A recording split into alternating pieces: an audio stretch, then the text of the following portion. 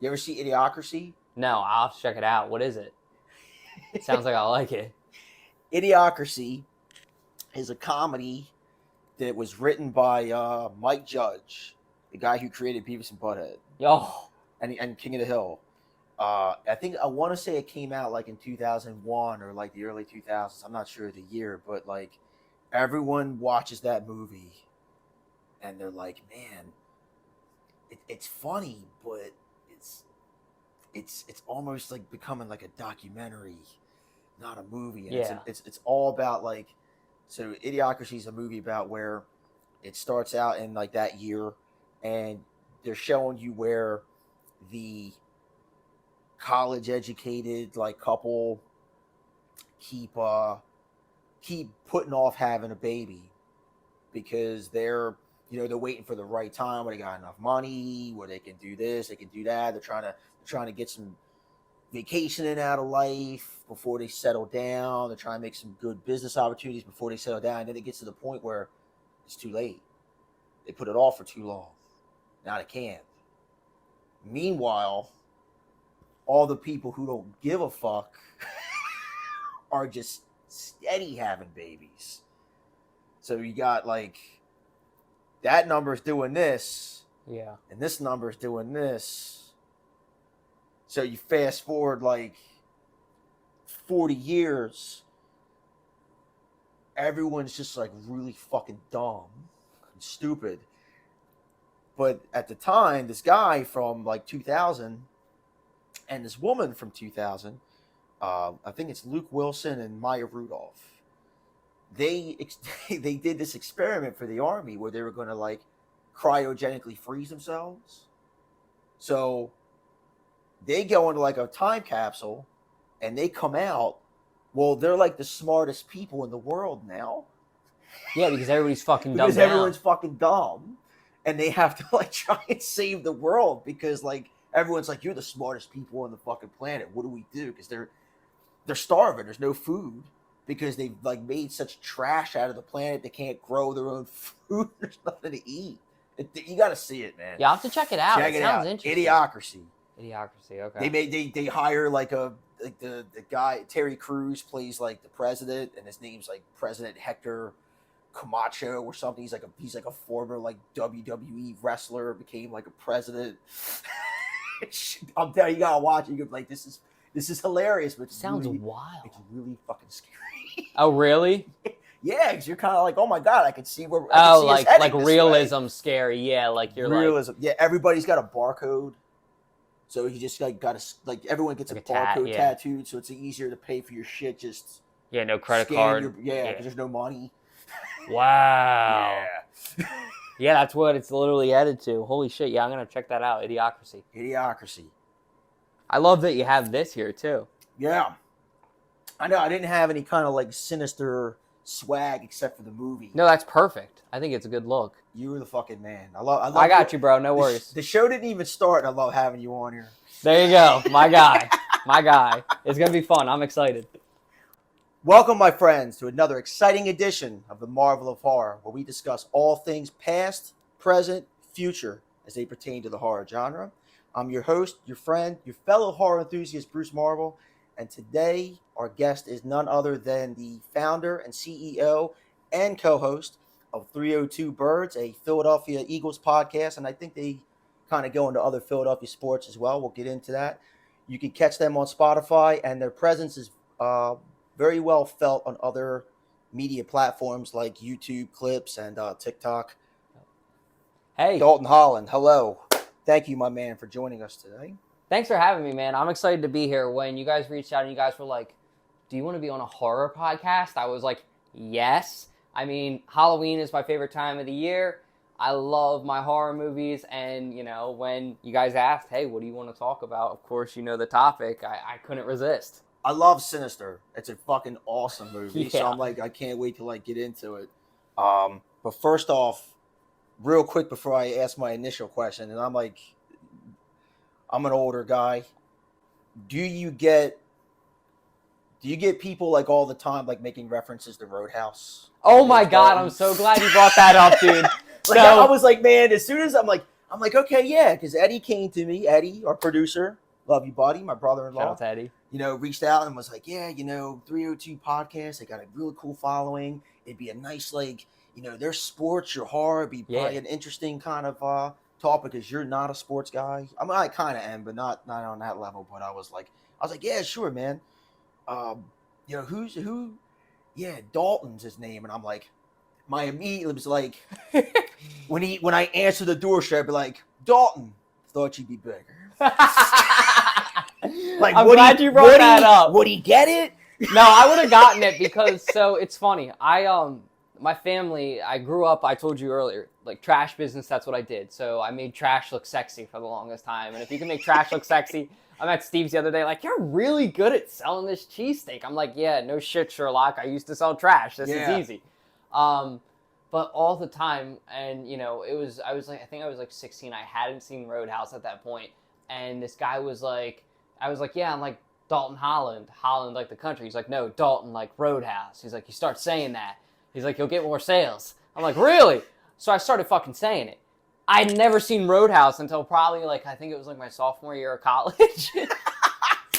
And I just would say it to people on the phone, hey, I'm Dalton like Roadhouse, Holland like the country. Awesome. And people were like, that's a fucking awesome name. And like when I was younger, I don't know why I didn't like my name. As I've gotten older, I have loved my name. So shout out to my mom. And it wasn't like, she named me after that. It's ironic.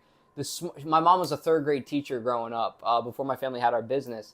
And she said that she named me Dalton because the smartest kid in her class was named Dalton. And she hoped I would be smart. She said, God darn it, you didn't turn out that way. I told you she had a mean left hook. Well, just meeting you, but you already seem like a really smart, intelligent guy. We were kind of talking before the cameras were rolling. You're well on your way, sir.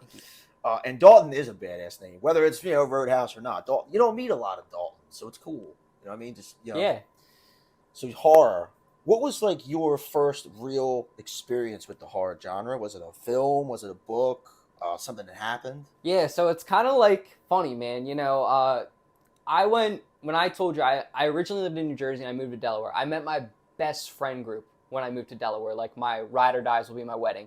And there's that Friday night, 8th grade, 7th grade. You're not really at that drinking age yet, of course. So you're like, what do you do on a Friday night? You order a pizza and you watch a horror movie with your buddies and you shit your pants. I miss those times. They were simpler times. Before you become an adult, you get the complexities of life, and there's just so many layers to life when you get older that was my first experience in the movie. Ironic enough, Insidious. Oh, I shit myself. The kid's name is Dalton. The kid's name is Dalton, ironically. I didn't even think about that. Full circle. Very full circle. So I love that one, and I think it might be, correct me if I'm wrong, is it Insidious 2 where they're in the room and there's all those ghost sheets like around? Yes. And the old lady, she turns around and she's like, how dare you? And she bitch slaps him. I shit myself at that scene because like, I love a good pop-up scare, especially like when you're with your buddies. And like that was, I saw Insidious 2 before I saw Insidious. Okay. And that scene was like when I fell in love with horror movies because everybody remembers like when you pop your cherry of a horror movie, you're like, oh, wow, like, okay, like, I'm not going to sleep tonight. So the first, they're both like, I kind of consider they work really good just as like one film. You know what I mean? Like, you know what I mean? Back to back. When I first saw Insidious, the first one, I didn't know anything about it. I didn't see a trailer, nothing. A friend of mine was like, hey, what are you doing Sunday? And I'll never forget it. It was, I want to say it was WrestleMania 27. And that was back when I actually gave a shit about wrestling. And The Undertaker was undefeated at WrestleMania. Beast. And I know. I just learned the other day that Kane wasn't his brother. Mind fucked. My whole life. I'm sorry. I'm sorry you had to find that out, man. I'm sorry. I'm sorry they had to ruin that. So I was like, well, I got people coming over for WrestleMania later. What's up? And she's like, well, you want to go see this movie, Insidious? I'm like, fuck yeah. I'll go see it. Horror movie on a Sunday. There ain't going to be nobody there. Yeah. We split an edible cookie that my buddy, who I was in a band with, made. And he was making them himself. So I'm like, all right, yeah. And we were so fucked up. And I went and saw that movie. I was fucking terrified. I was like, this movie is fucking scary. And then I was like, man, was it because I was like under the influence of this cookie? So I took my wife to see it, and I'm like, nah, it's just that fucking scary. This movie's terrifying, and I love that movie. I love that franchise. Yeah, dude, they crush it. So Insidious was 2012, and it's a Blumhouse produced movie, just like the Insidious movies. That's probably what I'm thinking of then. Yeah. And like I really think with Blumhouse, like that 2000 to 2012 to like 2014, that's when they're really just giving you the fucking new movies that fucking hit when it came to horror. Like now it's kind of like I think now it's kind of like me. Every once in a while they still kind of kick out one, but like that maybe 2010, maybe from 2010 to like 2014, they were just. And that was when I was in 8th grade, and that was like such a cool time to be like learning about horror. Yeah. Because you're so right, like that era of horror movies. I remember even this might have been by Blumhouse. What was the Alien movie that came out in like 2015? It was okay. It wasn't anything as good. Dark Skies. That's it. That is a Blumhouse movie, and I like that movie. I thought it was still very good. It had a great plot, so like there's a lot to be said for that, and like it still gave you the jitters a little bit, but it was like PG-13 if I'm not mistaken. So like I think that was how I was able to get in. But the point is, you're right. Like growing up through that era of horror was such a cool time because you were able to experience so many different things and shit your pants in so many different ways, to be honest. Yeah. And like I said, the horror movies, they were like I said, they were really hitting their stride. Like that was like going to dark. That was another thing too, to take a PG-13 movie and make it like that scary. Yeah. Is a feat unto itself. Yeah. You know what I mean? I know guys are like, man, PG-13 ain't gonna be fucking good. That was kind of how I was. Yeah, like, there's a lot of guys like that, and a lot of gals. It's like, PG-13, how scary can it be? But then it's like a movie like Insidious. You're like, oh fuck, it could be really scary, depending on how they do it. And they just did a great job. 302 Birds. Obviously, you're a huge Philadelphia Eagles fan. Yep. So tell me how this all came about. Talk about 302 Birds for a second. So I was in college. I went to St. Joe's. The Hawk will never die. If you know, you know. The Hawk never stops flapping. The point is, I was just COVID, man. I didn't have anything to do, and I'm a huge Madden guy. Like growing up in high school, played Madden my whole life, and I started just like. I actually used to be in the top 2% of Madden players in the world, like when I was playing at my best in high school. Oh, wow. Not even there anymore because, like, you know, becoming an adult, you got shit to do, unfortunately. You can't play Madden all day. But, like, when you're, like, 16 or 14 and it's, like, you know, you only have a job during the day, at night, like, you can just play this. So, started TikToking in college, like, talking about Madden, and I got a decent following, like, 2,000 followers, and I was like, okay, like, people like listening to me talk about football. I love football, so I met this guy. He had a sports podcast, and I was like, hey, the two of us should cut it up. Well, we did it for like 2 episodes, and he just is like, hey, I can't do this anymore. Like, it's done. And I had 2 options at that moment. I could fall flat on my face and look like an idiot to everybody I knew that I just advertised I started a podcast and I was super proud of, or I could learn how to do a podcast. So I did Up for Debate, which was my first podcast, which was a sports niche with 2 guys, one guy that lives in California that I met through TikTok and one guy that lives in Atlanta. Okay. Super awesome dudes. Just what I learned is being in a niche is so smart. So on the side, my alias the whole time was 302 Birds. Delaware, go Birds. You know, good name. Yeah. So like, I just kind of was like 302 Birds. And like, I had noticed that it was gaining traction. So in August of 2021, me and 4 of my best buddies that I mentioned earlier, the guys I watched those horror movies with and shit my pants with. How full circle, there you go, back to it. But we started a podcast just talking about the Eagles and life and just what it's like being a Delaware Philly sports fan, a guy from this area or gal, anyone. Just kind of what it's like, you know, being a Delaware Eagles fan and kind of the crazy people that reside here. That's so funny. Like I get it because we're so close to like Philly, but like coming up, it was like, it's crazy. Just not only in Delaware too. I see it in parts of Jersey too. It's like cult. It's like a cult. The closer you get to like the bridge, it's like aren't you guys Giants fans? No, we're fucking Eagles fans. I'm Oh like, my oh, God, okay. it's horrible. All the Giants fans that'll say, I see you're from New Jersey. They'll come at me because they'll look up my Facebook, my personal Facebook all the time. I see you're from New Jersey. How are you an Eagles fan? I'm like, hey, dumbass, pull up a map. I'm actually closer in New Jersey, where I was from, to the Eagles 20, 30 minutes away over the bridge than an hour and a half up to the New York Giants. You know, it's crazy. Just call them the fucking New Jersey Giants, man. Yeah, dude. Like, what the hell? You got the New Jersey Devils. They knocked it out of the park with that franchise, right? I mean, the Jersey Devil, do you believe in him? Side note? So I don't believe in him. I don't believe in him per se as like how I believe that myth came from something. Yes. You know what I mean? I believe there's like some warrant there that like, okay, it obviously originated from some sort of realistic story that happened. Yep. But yeah, I don't, like I'm not at the point where like if I go to Jersey, I'm worried he's going. Like he's residing in the woods, like waiting. Somewhere. I do believe in the Mothman though. Oh really? I do. I think I read that in like there's those books like Weird NJ, Weird Maryland. If you've ever seen them, and I don't know if you've ever heard. Have you ever heard of the Cecil County Pig Lady too? No. Not too far from here. You've never heard of that? I've never heard of this. Oh my gosh, this is the craziest story. Please tell me you're going to tell me about this. You're going to go down a rabbit hole tonight. I'll give you the rundown. So I'm like 3rd or 4th grade. Shout out to my grandma. I already told you. Horror enthusiast. Love that one. My tattoo. You know, we go to Barnes & Noble. She's like, Dalton, what book do you want? I'm like, I want to get Weird Maryland. So I start reading about it. And it's like Cecil County. And I'm like, I actually used to live in Elkton because we originally moved from New Jersey to Elkton and then Delaware. So for that short period of time, I lived in Elkton and I was just living there. And I remember reading about the Cecil County Pig Lady. I'm like, oh shit, I live in Cecil County. Well, it's a story about how I guess one of the DuPonts, because they were all inbreeding, you know, banging their cousins, whatever, you know, that all happened. What happened was an inbred baby came, and the DuPonts, being the wealthy family that they are, discarded the baby.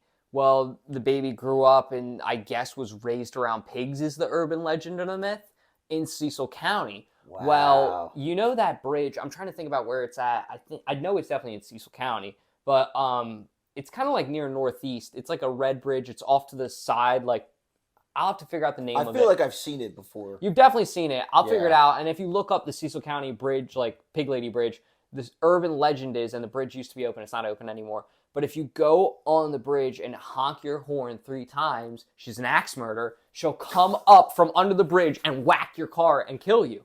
And it's been like an urban legend in Cecil County for 20, 30 years. How am I not fucking, how am I just finding out about this? Dude, like, you're going to go down a rabbit hole. Oh, yeah. Well, it leads me right. So being in Delaware, and I know you've probably heard this too, like, and this kind of goes to the DuPonts, like about the, what's it like if you go out to like the Satan Road, and if you go out to like Alapocas, like you got the village of like the inbred people that live there that will chase you away, and everyone. I've never heard this. So, like being a Delaware resident, and leave your comments below, all my Delawareans out there who know this tale. And if you drive around the valley, they call it the valley, but it's like, you know, the Alapocas area, like close around like Concord Mall, off of 202.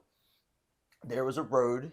It's a private road, and it was like the rumor was like, oh yeah, it's like where all the Satanists live, and like the trees grow away from the street, and like, you know, if you go there, like they'll come out, they'll chase you and stuff like that. And there was also like a little like community of like inbred like like dwarf people that live there that don't want you there. And a lot of rumor is it's like same thing, like DuPonts that were inbred and got to the point where they were so bad they kind of like had to hide them away. Yeah, they're around. There's like a link between them and all this stuff. And it was like, so when I was in high school, you know, we used to like drive around trying to find it and all this stuff. And then one time, me and a guy who I was friends with, John Stensler, we got chased by a car on the road we thought was it. And now to the motor, I'm like, nah, it's a private road. It's probably a resident like chasing us off the fucking road. It's probably more the real, but it's like one of those cool urban myths. But that's the only stuff in Delaware I think we got. That's crazy though. Y'all definitely have to. I wonder if the Pig Lady and those inbreds are somehow correlated. It might be. That might be some link between Cecil County and Yeah, Delaware. I We just mean, kind of discovered. yeah, everybody knows you go to Cecil County for the good shit. You know, you go over the state line, people get married. They're all the urban legends. Oh, of course. I played some when I was in the band. Played some good gigs in Cecil County. Fun place. So 302, you guys, I believe you're on your 5th season, correct? Yeah, we're on our 5th season. Started in 2021, and this will be like our, your first season. You're kind of learning. This will be our 2nd season going fully into it. So going to away games, we're planning on going to the Jets game, the Giants game, the Commanders or Redskins or whatever we want to call them now, and then the Tampa game.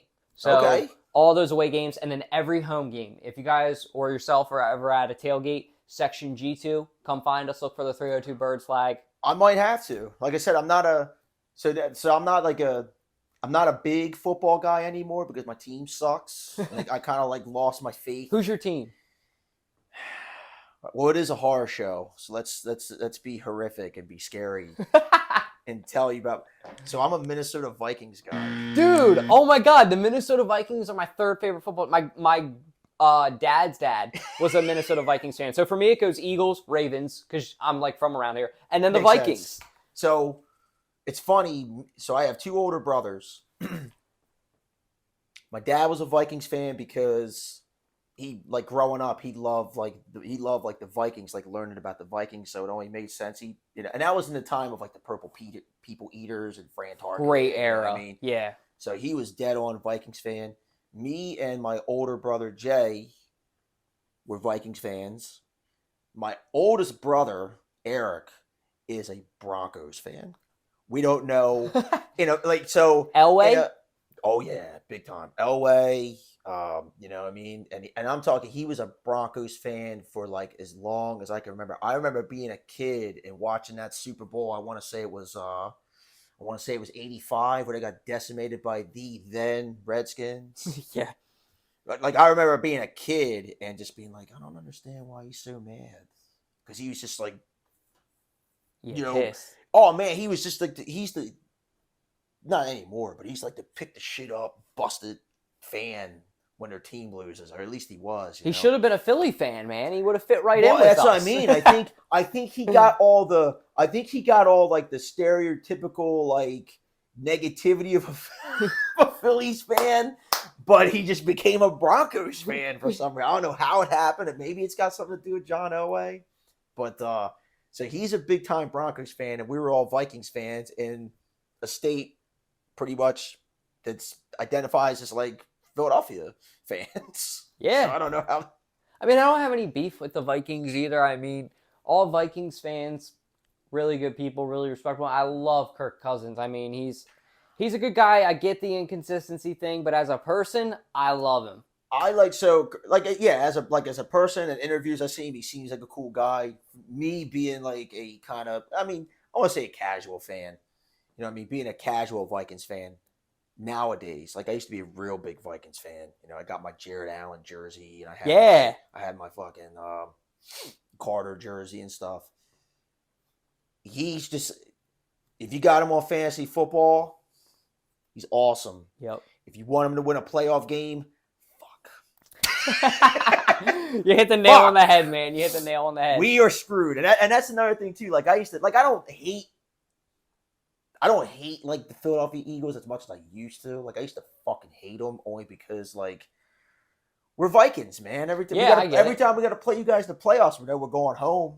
Yeah, it's tough. I mean, it sucks because I said to my dad, it has to suck to be a Viking. I was at the NFC Championship game. Because for you guys, you remember, Case Keenum, QB, you guys could have played in your home stadium. I mean, I won't remind you too much. But I mean, for Vikings fans, we're cordial with you guys because we're hey, thank you. You guys are like us in a way. You guys are good in the cold. You guys are hardworking people. So we love you guys. Whereas the contrasting perspective, you guys are probably man, fuck those guys. They play the Super Bowl in our house. And I hope he sees this too. He doesn't do it anymore. But for the longest time, my father-in-law, who I love very much, Eddie's dad, he is an Eagles fan. And every time the Vikings would get beat in the playoffs, there's my phone going off. And it's him, and I'm like, motherfuckers calling me just to rub it in my face, man. One year, I forget what year it was. I want to say it was the year that. Okay, so the Vikings. It was the year the Eagles went and played the Patriots when they had in the early 2000s. 2004. Where they had Terrell Owens, and who was the quarterback? McNabb. Yep. So the Vikings and the Eagles that year, I'll never forget, they were like the two. They were like, hey, if someone from the NFC is going to the Super Bowl, it's one of these two teams. Yep. And you guys beat us, like I think the third or fourth game in the regular season. And then the Vikings kind of fell off. They came back. They won the wild card. They got to the playoffs. They beat Green Bay in the playoffs. And then we went to Philly and just got our asses beat again. That's when we still had Moss, right? We had talk about someone who was built up way too much and fucking sucks. That's when we had Culpepper. Yeah. Yeah. So we got beat again. I was so pissed, but there he is on the phone. I'm like, man, you gotta get the fuck out of here. We got to call people we know and take it as a compliment, because you know what that means? That means you are his favorite Vikings fan. Yeah. So he's got to talk his shit to his favorite. Well, now that I'm older and I'm wiser, looking back in retrospect, I see the love for what it was. Yeah. But it doesn't make it any easier. Oh, it doesn't numb the pain. I get it, yeah. It doesn't make it any easier telling people like, hey, you're a fan. You watch football? Who are you a fan of?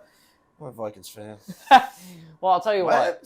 On the bright side, you guys do breed very great wide receivers. That is true. That is true. Probably the best wide receivers in NFL history. I mean, you're going to have Justin Jefferson, who's going to be another Hall of Famer. Well, I hope they keep him. I was really mad when they let my man go to Buffalo. Diggs, yep. Diggs. That was like, man, you imagine if we had Diggs and Jefferson. It's like that could have been the days of Carter and Moss. Yeah. All over again. Yeah, dude. Are you making any plans to go to Buffalo?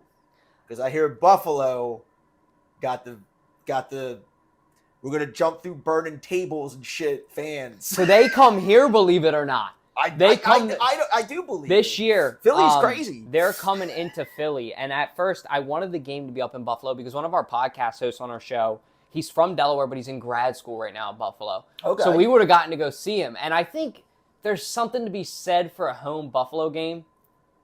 And I'm excited for it in Philadelphia. I think it's going to be a shit show.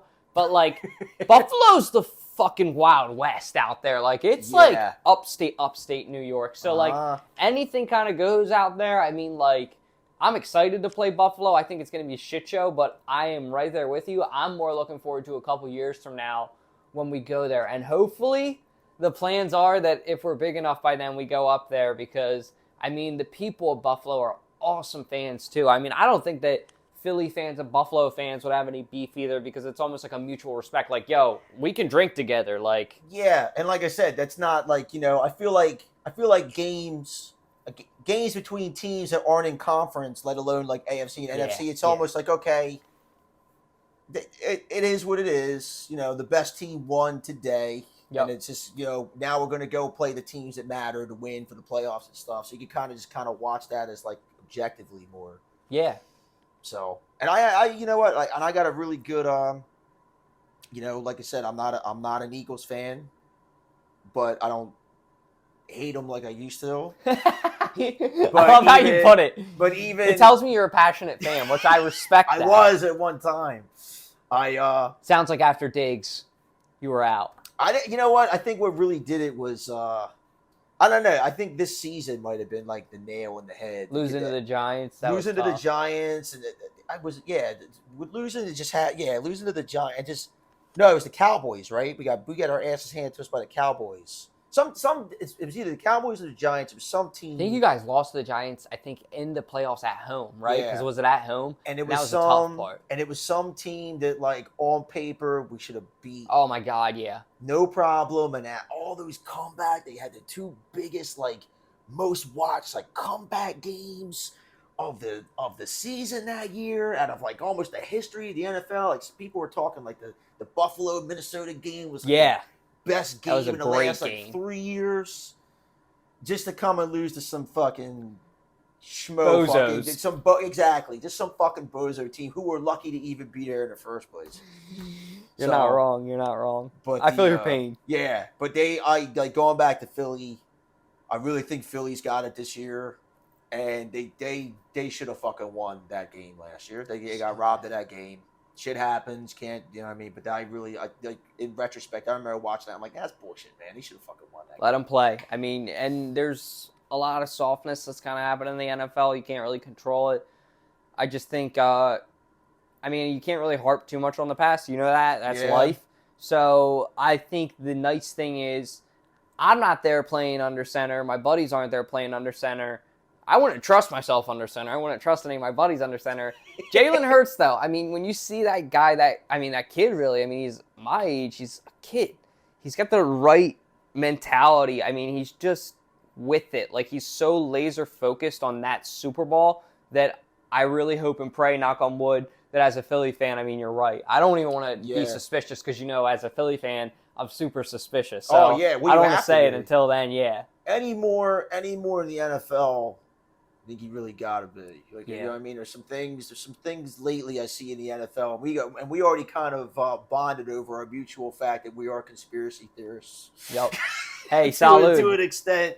And I'm like, I mean, people have been talking the NFL. That's one of the stories we have on our podcast. We have an NFL conspiracy theories playlist of just shit that's happened over the years. I gotta check that out because if there's definitely some stuff I'm probably thinking of that are probably already on that. And you'll have to recommend some to me because I'm always looking for new episodes. Like there's some that are good, some that are bad, but I would love that. You talk about the Giants. Like the Giants are my most.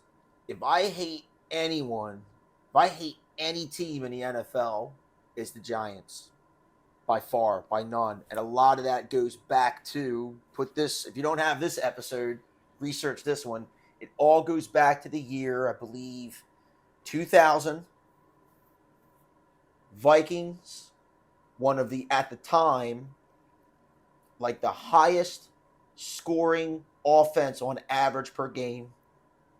Randall Cunningham, Smith running back, Moss, Carter. You know what I mean? You got, I can't think of his name right now, but my man on defense that year. I mean, they had an awesome defense. Their offense was averaging like 30 points a game. They were killing everybody. Here come the playoffs with the fucking Giants. That was the year they had the Motorola headsets. And that was the year the Giants, not telling anybody, because they were just doing the headsets, could hear the other team's fucking plays through the headsets. I never have heard this, dude. I'm gonna have to look it up. They were under, like it kind of got washed. Like it was like a here and there, but that was a year where you go back and watch the Vikings play and then the Giants play. The Giants, I believe, were the wild card team that year. I could be wrong. The Vikings didn't score like any points.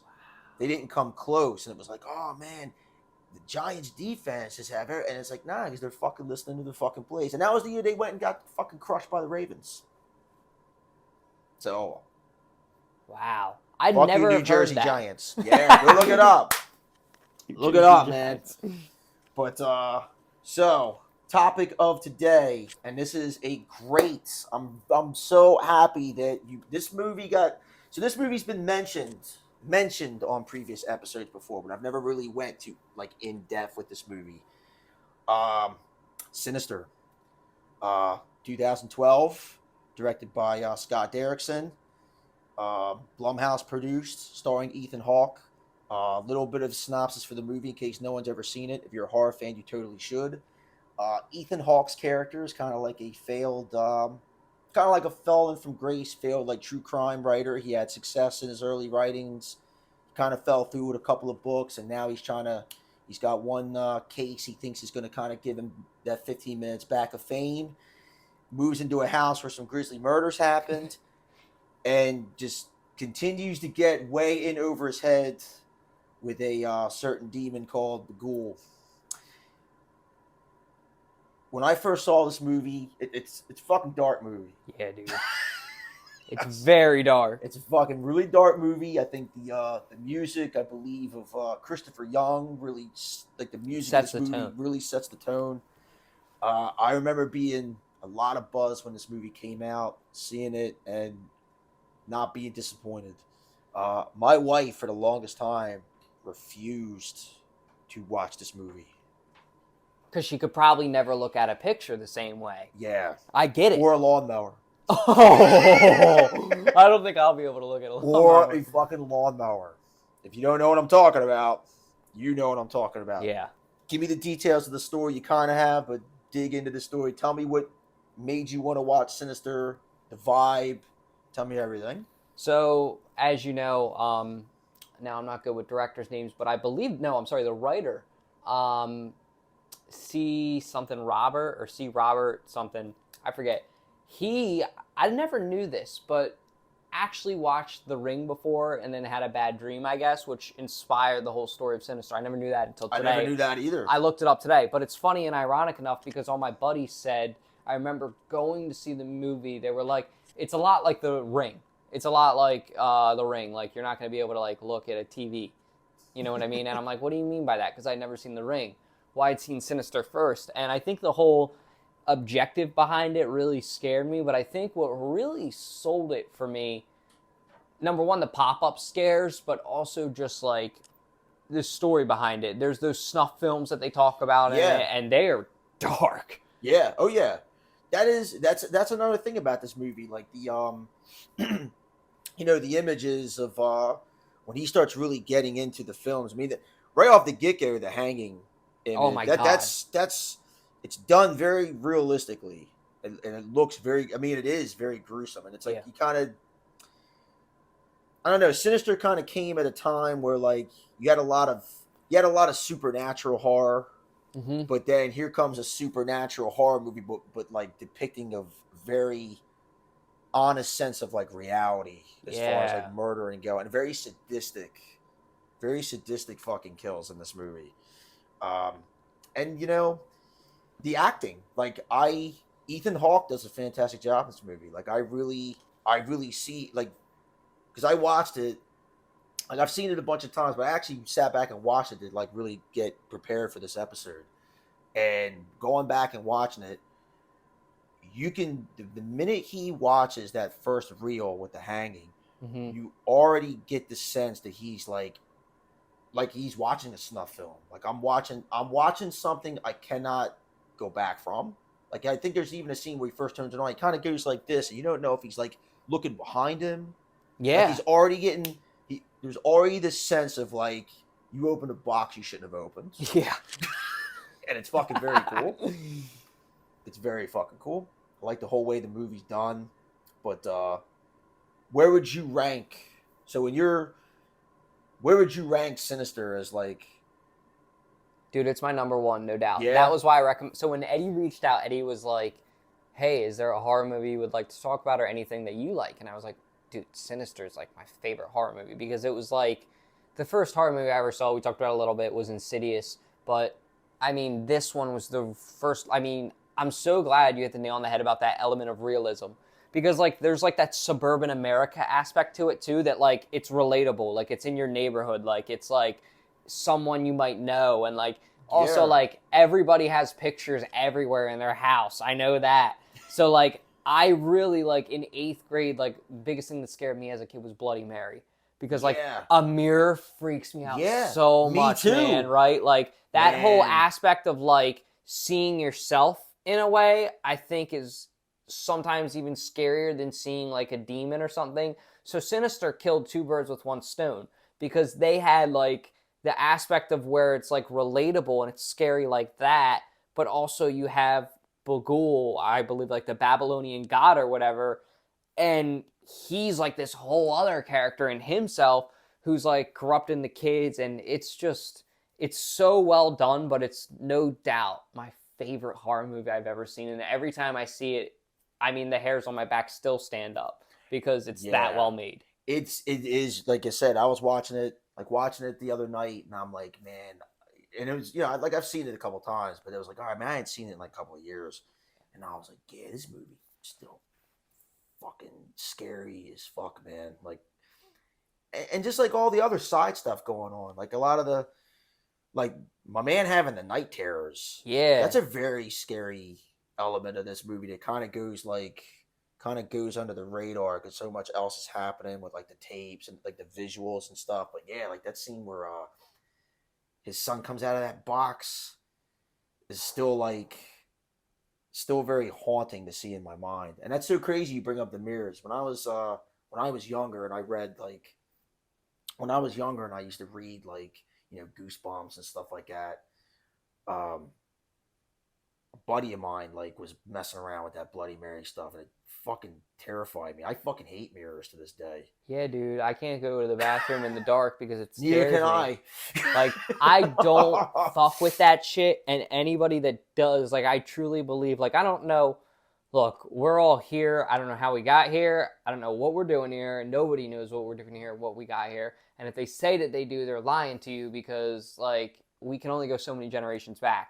All that I know is that there's a reason that we're here, per se, you know what I mean? And, like, I believe in God because that's what comforts me, but I don't like discriminate or hate on anybody that believes in something different because that's what comforts them.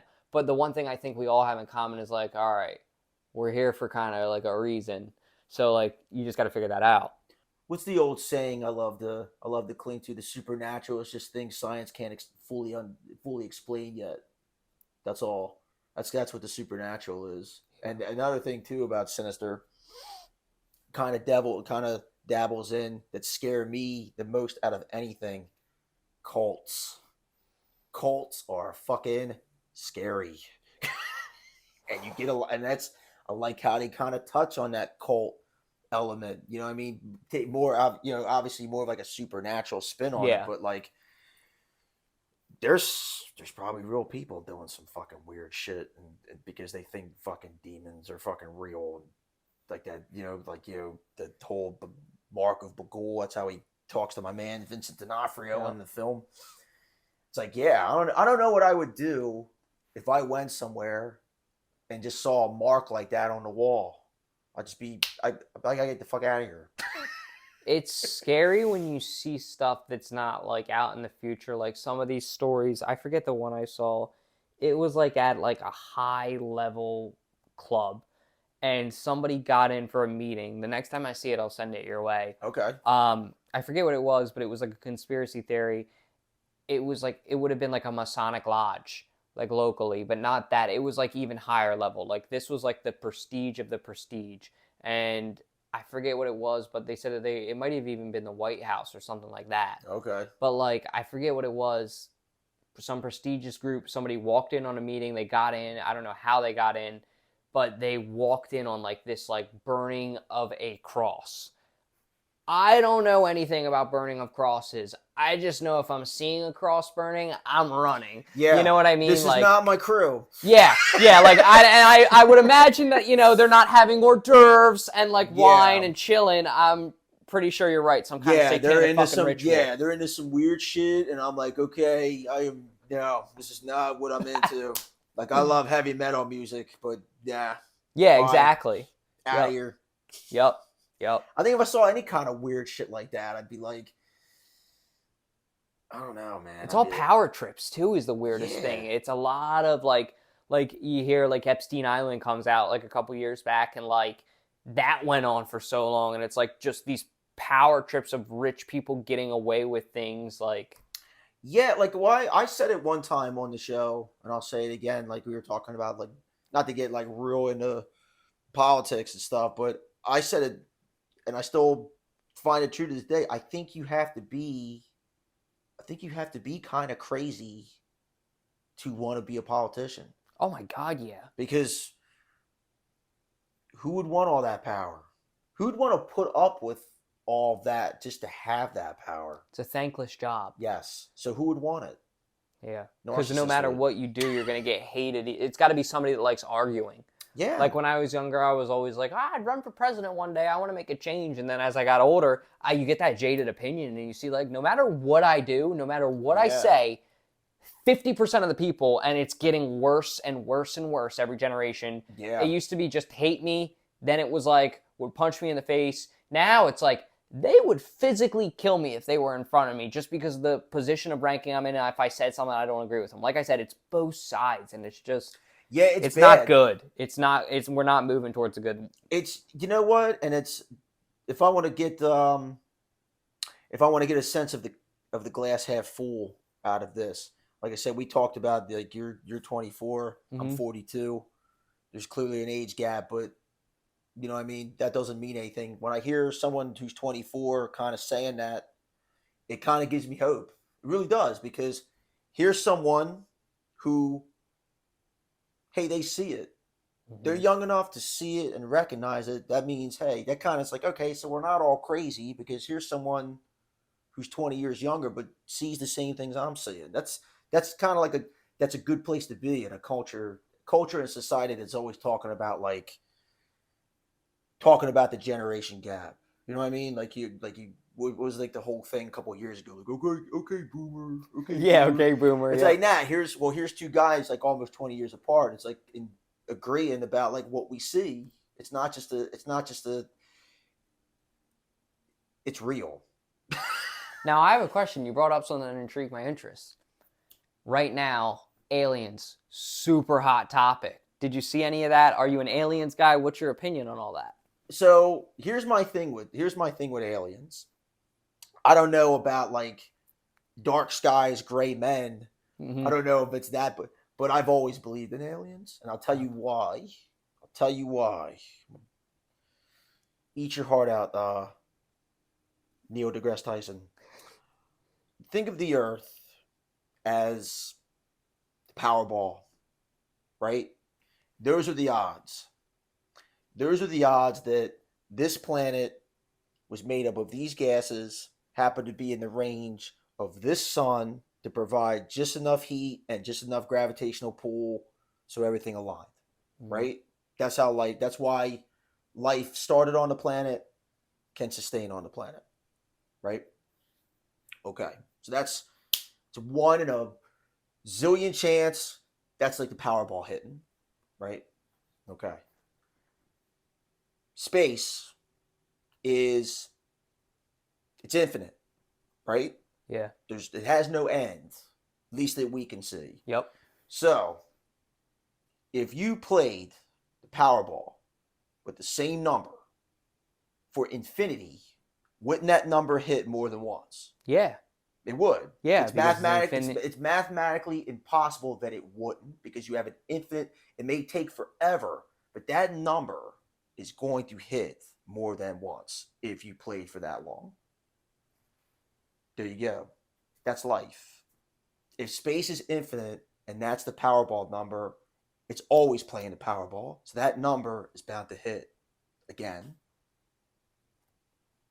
That's a really good perspective. I like that. I mean, I'm right there with you, brother. Like, that Powerball probably hit a lot of times by now. It probably hit a lot of times. A lot of times, like, look at us humans. I mean, we've been around, like, and talking about it, I would say, for about 2,000 years. But we've been around a lot longer than that. Exactly. So, and, like, life in itself has been around way longer than that. So I think, like, this is just, like, I know you and I are huge conspiracy theorist guys, and the best way for them to, like, keep us cool, I mean, people are going to start freaking out once they see an alien, let's be honest. So it's probably the simplest way that they hide it all from us. But I mean, I forget what it was, but Trump, when he left office, not to get political either, but he had some act where it was like Biden had to disclose basically everything UFO, alien related. And it's all coming to fruition now because they kept putting it off. But I think in the next 2 years, and this is my prediction, I think that the way that we view the world, the way that we view ourselves, and the way that we view aliens is going to drastically change. Like, this is just the tip of the iceberg. Because once, like, people set in that, holy fuck, we aren't the only things here, things like the NFL, for example, they become meaningless. Yeah. It's like, we have like Rick and Morty, a galactic federation out there of like, it almost makes me want to, like, be like, what if that could be your career path? Yeah. Like, to just go meet other life forms and talk. It's so interesting to talk about. Imagine all the, like, and this is kind of just piggybacking off what you're saying. Imagine all the people out there for years who believed in aliens, and there was other people like, dude, you're crazy, nah. Now it's like, man, you're the motherfuckers that look dumb, because now they're just coming right on TV and having press conference. They're not even trying to hide it anymore. They're like, oh yeah, we're seeing them, we've been seeing them, you got us, we can't really hide it anymore, so might as well come out and tell you. They're like, okay, well, I knew I was on the right path. I'm going to continue that path now. And then more, like you said, more people are like, okay, well, now that I know this thing exists, how much more can I dig and find out about it? Does it surprise you how quiet people have been about it? Because it surprises me. Like, I feel like there should be a lot more buzz about it. It's fucking aliens. This is groundbreaking. I almost feel like, in a way, I almost feel like that's like, I almost feel like the government was like, okay, hey, you know, people only care about it because we deny it. If we just come out and, yeah, they're here, don't forget about it and they'll go on their way. It's kind of like a reverse psychology thing they kind of pulled on everybody. It's kind of what I'm thinking. And it's like, okay, let's do this now, because everyone's talking about the country's so divided and everyone's talking about this, everyone's talking about that. Dude, just come out with the aliens thing. Yeah, none of it fucking matters. None of it fucking matters. Yeah. Never in a million. I tell you what, though, never in a million years would I. If someone would have been like, "Hey, what do you think the government will do first? Tell us who really killed JFK, or admit there's aliens?" I'm like, "Oh, it's gonna come out about JFK." Nah, they still want to keep that a secret. But aliens, though, aliens. Yeah, we see them. We got them. What about Kennedy? Nah. Keep that hush hush. Aliens. We're giving you aliens. Shut up. Dude, it's crazy though. I'm glad you brought that up, because like your son, for example, the way that he grows up, his whole life could be drastically changed. The things that they're taught in school. Yeah. Like, because like, and I honestly think like, what shocks me is I think that it's going to unify the earth, or it should, at least hypothetically. Like, okay, we're one team. We all got to get along, because like at the end of the day, like it's us versus them. If like things go south, it's us versus them. And like, it doesn't mean that like, just because we have a bad relationship with Iraq or whatever going on, that we can't be like, yo, whatever knowledge you have of aliens and we have of aliens, we need to get together and sit down and figure out this, because like it's bigger than that. And that's kind of what just shocks me. I think depending on like how it could go, I could totally see that, and I say that because like I'm old enough to remember what the country was like when 9/11 happened. Yeah, you know what I mean. And when 9/11 happened, it was like, hey man, I didn't like you yesterday, but we're on the same page. Fuck Al Qaeda. Yep. You know, like it fucking united the country. It really did. And it's like something like that, Pearl Harbor. Nobody wanted to mess what was going on in Europe until Pearl Harbor. And it was like, draft nothing. I'm volunteering. Yeah, exactly. It's like it's on. Yeah. It's American mentality. It's that American mentality. American revenge, and I'm gonna get you back is a very American quality. Hell yeah. That's why like revenge movies are so big. Like, you know what I mean? Fucking John Wick, man, they killed his dog. You want to get these motherfuckers? You fuck on me. See that. Yeah, I want to see that movie. It's very spot on American. But yeah, I can totally see if there was some sort of like some sort of stuff with like aliens, like people being like, all right, man, yeah, let's put the fucking, we don't care about fucking this shit anymore. It's meaningless. It's minuscule. It doesn't matter. Yeah. I also can see stuff like, okay, man, you know what? Getting to Mars is a priority now. Yeah. Yeah. I can see that stuff too. Like it could be coincidence. I don't think so. But now they're really pushing like to go into the moon thing again. And they've been doing it for a little bit, so Elon, like he's tapped in. They're tapped in, but I feel like there's a lot more like urgency to do it now, and I think that really falls in line with like, okay, we're the admitting of like there's life out there that we don't know. And that's scary. That's probably the scariest thing in the world, because we don't know what kind of technology they have. We don't know what they are. We don't know anything about about them, and that is the most intimidating thing in the world. We do know that they can come here, and we can't get to where they are. So fucking scary. That is the best way to put it. Yeah, it's like, hey, yeah, we know they can get here. We don't know where they're at, which means we don't know if they can come and fucking drop a payload or something and be gone. Where are we going to track them to? And I think the scariest thing is like, okay, they're here. What the fuck else out there exists? And is there like a federation that we're just not even tapped into yet? You know what I mean? That maybe they control us in a way. Like, what if they're like, oh, look at what I found. It's almost like we're their project. Like the British did with us in a way. Yeah. Well, you know what? And that's like, so you brought up Dark Skies, which is an awesome, like, Blumhouse produced movie, you know? It's probably, I think that's one of the best takes on alien movies. And one of the lines that's so haunting, and it's like kind of tying into what we're saying. It's like the one guy, you know, the family in the movie, the man and the wife go to see the guy who's like the expert who plays, my man who plays J. Jonah Jameson in the Spider-Man films. Mm-hmm. You know, he's just like, yeah, you know, I've kind of come to grips with it. I'm not trying to fight these aliens. They're, you know, they're here, blah, blah, blah, blah, blah, blah, blah. And the guy's like, well, why are they here? And he's just looking at him like, what's a mouse thinking when some person's like got an electrode in their brain pumping cancer or some weird experiment? Like, doesn't matter why. We don't know. And they're not going to tell us. They might just be here because they can. They are. And like the whole, like, and then when he paints the picture of, like, you know, we think of aliens and the invasions of like big massive ships coming for resources and stuff like that, and it's like, nah, the invasion happened. They're here. Yeah. You're right, dude. They're here, and doesn't really look like they're going to stop coming. And it's been happening too, and it's like, it's generational. I think this is just, like I said, the tip of the iceberg. I think you're absolutely right.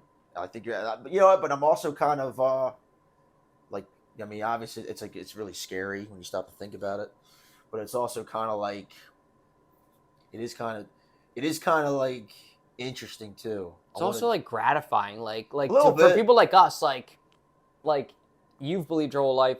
I'm only 24, so I believe my whole life, but like people, like, imagine the people that are like from the 50s that like say that, hey, I got abducted by an alien, and like you brought up earlier, their whole life told you're crazy. It's got to be the most gratifying feeling now to be like, fucking told you. I believe, like if you would have said, like, okay, if you would have came out in the 70s and been like, I do believe in aliens, I think I saw something, chances are the dude at work next to you would have been like, yeah, I saw Bigfoot, man. like some fucking, like, okay, whatever, dude. Urban legend, whatever Loch Ness, you know what I mean? Just some bullshit. But now it's like, yeah, I think I saw something. Well, what'd you see? Did you really think you saw it? You know what I mean? It's kind of like, so my wife is my wife's a paranormal investigator. Oh, you know what I mean? And she's got fucking audio stuff. I believe it. I believe, you know, but I don't believe in, you know, Bagul gonna jump out of a picture. Jump out of a picture and get me. You know what I mean? I don't believe in that necessarily, even though it makes for fucking fantastic cinema. Yeah. But I believe in energy, that you can't get rid of it, and energy, so much of it stored in one place can not be dissipated. I think that's all like when you get sound bites and stuff. Or I think that's a very scientific thing to explain it. I think that's very real. Yep. So, like I said, the supernatural is just something science hasn't been able to explain yet. I think it falls in that category. When did you like, okay, I do believe in aliens? Like, when was it? Was it something that happened, or did you think you saw something? Yeah, I had a teacher. I went to a Catholic school in Maryland, and he told us a really cool story. For a little bit of time, he worked on like Area 51, and like he said, like the craziest, and a ton of Army vets have these stories. You know, you've seen them. But the really cool story that he told us was he saw these two, like, almost like saucers, and they were like bright glowing green, like almost like a ring light, like it looked like that in blue. Yeah. And he said there were two of them, and they just went up, and then the two came together like super fast, like a magnet, like there, and then they just went out and then like up. And like he said, he had never seen anything like that before. And I think I was 14 maybe, actually, or 15. No, 14 or 13. It was like 7th or 8th grade. And I was like, I had always believed in aliens, of course, but that was kind of when I was like, and then, you go home and you go down the rabbit hole on YouTube and you see all this stuff, and it's like, it definitely has happened, I think, and there's definitely hoaxes out there too, you know? Yeah. But I think based on the information, like, there's definitely enough believable stories, and now that people are going on trial, testifying, people like with credibility too that have been working around this stuff, like, it's just the tip of the iceberg. Yeah, like I said, I'm really eager to see like what more comes out. I hope it doesn't get kind of like, like America, even the world kind of at this point, but America especially, like they're real ADD about things. Like, okay, yeah, we already talked about aliens, man. We don't fucking care now. Yeah. I hope it doesn't fall into that. I hope it. And like, I think unfortunately it will. Yeah, I kind of feel like it will too, but I'm also like you said, Elon Musk and guys who like, nah, I'm not letting it go away. I'm actually gonna let it inspire me to do the things I want to do with like the space research and stuff like that. I still think there's gonna be like a couple of people that like, nah, man, I'm taking this ball and I'm going deeper, and I hope they do. Like credible people, I hope they do, because I want to know. I want to know. Yeah. No matter if it's what the outcome is, I just kind of want to know that, and I want to know like kind of on the same topic, but not really. Like, I think what's just as scary as space, maybe not as scary, but another thing that's like as scary as space is like the ocean. I think about like depths of the ocean that like we can't get to. Like, what is there? Because there's got to be stuff like still living there. Yep. Like, I remember a story a couple years ago where they found a prehistoric shark, and they showed this thing, and like I said, newspapers were talking about it. It almost looked like I don't even want to say it was a shark. It was more like a prehistoric like eel. It was really weird, really, really weird looking. And they said they think somehow it got so used to living so deep that somehow when it got up, the change in the pressure is like what killed it. Like, it got so used to living on that constant pressure, breathing, on its body, that when it, for some reason, it got up too far and came up to the surface and couldn't go back, and that's why it like died. Wow. So I'm like, all right, that's fucking crazy, because we'll be able to go to the moon, and we'll be able to go to the Mars before we ever get to the point where we can go to how deep the ocean is, which is right over there, which is right so here. Scary. Yeah, like we're right here, right under our nose. It's right under our fucking nose, man. So, final thoughts on Sinister. I mean, like I said, my favorite horror movie, and will always be a classic for me. I mean, just the way it was made, the whole story about it, and I think, like we both highlighted, the realism and the relatability behind it is what makes it scary. Like, The Ring was scary, but I think Sinister will be the movie that people remember for not being able to look at a picture, I think, or even a TV. Like, because like there's that Max scene in the movie, you know what I'm talking about, where he looks away and it looks back at you, and you're like, I just think that movie for its time too, like what Sinister did, and I read online, like from a business perspective, $3 million budget, and I think it did like 87 million or 88 million, like, go off. Like, that's just a lot to be said for that. We talk about big budget action movies like the Avengers and stuff like that. Like here's the thing, Hollywood like right now is on a kick where like they hate the superhero movies. They think the superhero movies like kind of ruined Hollywood and blah blah blah blah blah. Well, that may or may not be true, but I feel like Hollywood doesn't kiss the ass of like horror movies enough, because like the biggest, like you said, I think Insidious was a budget of like $10 million and made like $65 million just its opening weekend.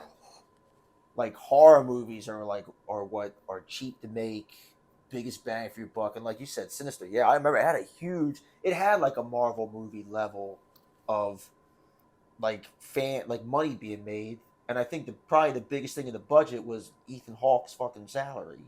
Mm-hmm.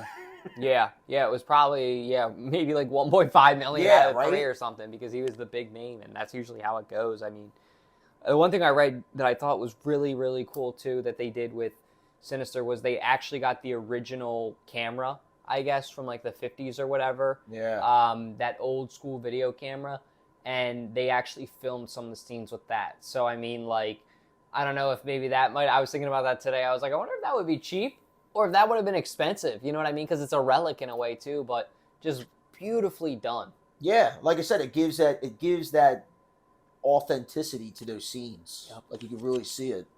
And I love, like, the movie does a great job of bouncing from like how it's shot in the modern world to how it does that. Like it's a very perfectly executed movie. Yeah. And I brought this up on a previous episode one time, and I think I posted the link to that episode. But they did a study. I want to say this was back in like 2017 or 2018. At that time, scientifically, Sinister was the scariest movie ever made. I saw that too Did you somewhere. See it? Yeah. I think I saw that where it was like when it came out in its time, it was like rated like on a heart rate or something. Yes. Which I thought was so cool because I remember that is definitely true. Yeah. It's definitely a fact. I shit myself when I watch that movie. Yeah, like I said, for the time, it was like a movie where it not only got your heart rate up to a point, but kept it there for like longer periods of time. And I guess it was like a test between like college kids or younger, like a younger generation. Sinister scientifically scare the fuck out of you. Did you watch Sinister 2? And how did you feel about Sinister 2? Don't remember much of it. I actually had to read about the plot of Sinister today just because adulthood, everything goes in and out. Oh, yeah. But I do remember that when I saw Sinister 2, I remember the way it made me feel. And I remember most of the time sequels suck. And I remember thinking, like, I actually wasn't that mad about it. I thought it wasn't that bad. Some of my friends didn't like it. They were like, I wasn't about it. I get it. But I mean, maybe just because the whole story and the whole idea was just so written well, like you said, like I agree with you that it's something you can watch back to back. So like, it just, even if you aren't a fan of it, I think you should still appreciate the way that they can tie the two together. Total agreement. And we'll end it on that note. I want to thank my guest, Dalton Holland. Catch his show on Spotify, 302 Birds.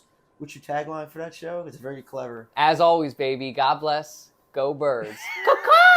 You got to do the bird noise.